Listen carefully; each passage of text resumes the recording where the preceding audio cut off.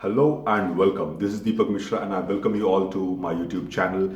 I hope you have been liking the information that I have been sharing through this YouTube channel. First of all, I would like to inform you about the previous webinars which we have conducted in the month of September. There were two sessions on the first in 2 weeks or two consecutive weekends, and I really like the response. The first one had around 13 14 participants. The second one had around lesser than that, like 8 9 participants. It was free of cost, so I think participants have benefited from the information that we could discuss. There were other qualified, like experienced doctors from other as participants. They also shared their information that they had. So it was very, I think from my side, it was very productive.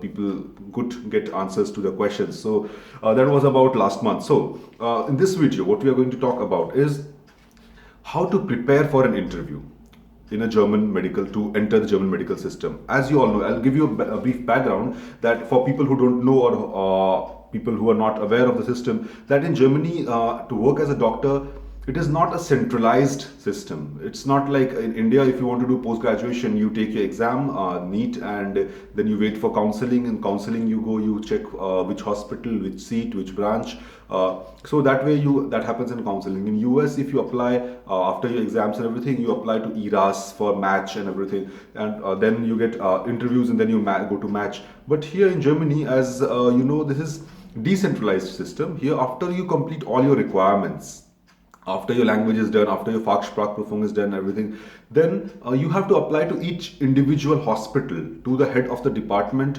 and see if he is in, or she is interested in you, if they have a vacancy for you, and all those things. So this, the end point comes to the interview. The entire process, there have been many videos on my channel regarding the entire process. Today I'm talking about the end point. What is the end point? End point is the interview. There, with this interview, sometimes it is also hospitation. So that is 1 day or 2 day hospitation, that the hospital will tell you, okay, fine, we would like to know you. We like your application. We like to know you personally. So please arrange an interview with us, or a hospitation with us. Hospitation, the difference I'll tell you here. Interview is simple, as we know. You go, you have half an hour, 20 minutes, 45 minutes, whatever. Interview with the head of the department, other members of the team, and that is one thing. Hospitation is that the hospital tells you either 1 day or 2 day hospitation. They'll tell you, okay, you come to us for 2 days, you work in our setting, work as in you see our setting, how it is. Actually, they tell you that you see us, actually, they are going to see you. So if you match to their hospital, to their team, and to the work that they're doing, are you good enough for them? That is what they observe in 2 days. So that is very significant. That is very important. That one has to be good prepared for this. It's not just like you go and you spend time and you come back, because that is going to matter if you get the job or not. So important is to be good prepared, to know what is expected of you, to know what is going to come, to understand when somebody says something, what does that actually mean in your, like, in your situation. So interview will in hospitation, as I've told you, you go there for 2 days. You have to, most of the times you have to arrange your own accommodation somewhere. Sometimes hospital also offers, if they have a hostel or something, or a room or something, they will offer you accommodation over there for 2 days. Cost of travel depends upon the hospital. If the hospital is very needy, they might tell you that, okay, we will bear all your costs, bring your tickets with like with you, will like reimburse you the, or when you take when you, what you say, when you enroll with us, or when you start your job, will reimburse the traveling costs to you. That is upon, if the hospital is needy. Most of the hospitals say no, that is, cost is your, accommodation is yours, and traveling is yours, you that you have to bear yourself. So that is fine. One has to be prepared for that. So there, in 2 days or 1 day, you work with the team. You ask your questions. You see how they are working. How is their work environment there? What kind of patients they have. Cases, they will let you go to talk to patients. They will tell you to take history, examine the patients, and then present the history. That is most important. That the information that you collect from the patient, are you able to give the same information without mistakes?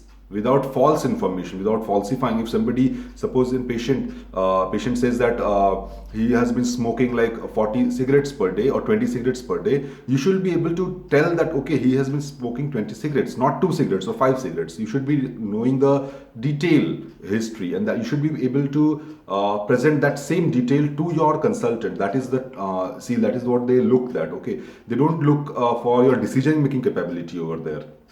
They looked at communication. For foreign doctors, most important is communication. That are you able to communicate the things to your superiors so that they can make a decision for you and tell you what is to be done next. If you miss those things, then that is a huge mistake. You cannot miss the information sharing thing. You have to say give the exact information that you have collected from the patient, and also you have to when you communicate with the patient, you have to give the exact information, or you have to make it understandable for the patient. That is also very important. This is about the communication part. That is what they check most importantly during your hospitation, and how you gel along with the team. Are you able to communicate with the colleagues, with other doctors over there, with the nurses over there? So that is how fast you are. Are you lazy? Are you how fast do you move? Are you able to take blood? Are you what kind of like how good are you with clinical examination? Are you able to elicit the signs and symptoms of not the symptoms but the signs of particular diseases? Suppose, I mean, if you are applying for cardiology, then obviously it will be expected that the cardiological examination should be able to do very well. If you are doing applying for the general surgery, so relevant examination, how good you are with that. That is what they test. If it is this is about hospitation, that when you they keep you along so that you can like gel up with the team. You go to patients, see what how other doctors are talking, how they are behaving. Then you have to show what you can do, and then they will say that do you fit or you not fit. That is the point. That is the whole point. You fit or you don't fit. Then here, as I've mentioned already, that communication is a very important thing. Are you able to, first of all, understand what is going on, read what is written on the forms or the like Anamnesebogen, that is called a history sheet. So are you able to read all those things, understand those things, write yourself on the, you know where what is to be written where. So do you know these things? That is very important, that they check. That if they leave you with a patient tomorrow, when you are already like when you are employed, if they leave you with a patient, will you be able to take history? Will you be able to document it properly? Will you be able to explain the patient what is going to be, or your findings, or your next plan of action? Are you going to explain? Will you be able to do that? So that is what they check, that how good you are for the system. Then when you go to personal Gespräch, that is the interview. Mostly the head of the department will be there, senior Oberarzt, that is a senior consultant in the Abteilung in the department will be there. Sometimes the HR discussion, HR conversation, that is with the team, or sometimes it is like first you have conversation with the head, and then after he is satisfied, he sends you to the HR. So it can be either ways. So with HR, you don't have to talk much, because at the beginning we assume that we're all in the beginning stage, and at beginning stage we do not have much to discuss with the HR. We do not have any terms and conditions or negotiations as such. We are happy that somebody is ready to take us. So with HR, you have to be very polite, and you have to give very simple answers. They'll ask you basic stuff. Same thing, like why are you here? Since when have you been learning German? Why Germany? What are your those very very simple questions, where you don't have to make very impressionable answers. You can just simply answer whatever you want to, whatever you have prepared for other interviews, because that's not going to make a difference. Once you are at HR will not take you or not take you. They have to take you. So that is just a formality. If the head of the department is satisfied with you. Yeah, when you are with the head of the department, when you are in the actual Gespräch, with actual conversation, then also the questions are similar, but then the expected answer and the sincerity of the answer is very important. What they, as I've already said, that they to check if you fit the system, they'll send you in the wards with the patients with another consultant or another senior doctor or junior doctor maybe, and they will take reviews from them that okay, how was he or how was she. That is one thing. When you are with the head, then he is going to check your personality, maybe your medizinisch Kenntnis, your medical knowledge. He will ask you about your whatever things you have written in your CV, that okay, then when did you study, where did you study, when did you complete your study, when did you decide about Germany, why this particular branch, what work experiences you have. If you have mentioned work experiences, then they will ask you detailed work experience. Okay, what did you actually do? If you say that I was a registrar in a intensive care unit in my city, okay, what was your job basically? You were a registrar in intensive care unit. Okay, fine. So what did you actually do? Did you put central veins? Did you do cardioversion? Did you do reanimation? That is the resuscitation protocol. Did you lead that? So what was it? Did you intubate? So what was the actual job? That is what they want to know. No.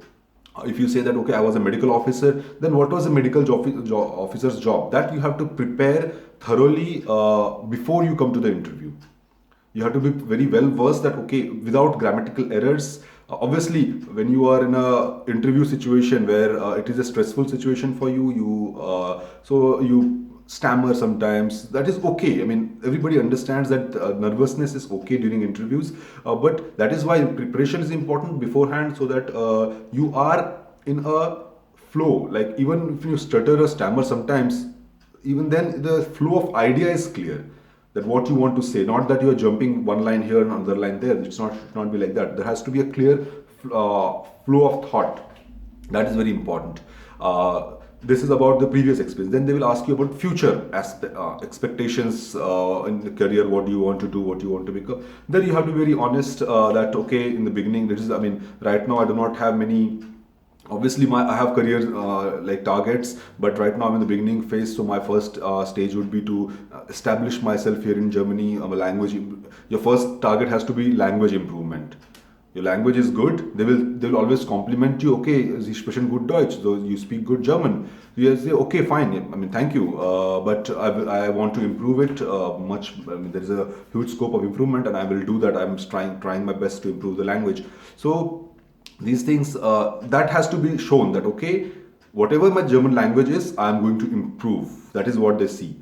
Then they will ask you about they'll check your medical knowledge about emergency situations, sometimes medicines, about examinations, about if you are updated with the recent developments in the branch. If you say that okay, I want to be a cardiologist, they will ask you that okay, do you have any idea about cardiology? How are you interested? Show us how are you interested. So these can be things.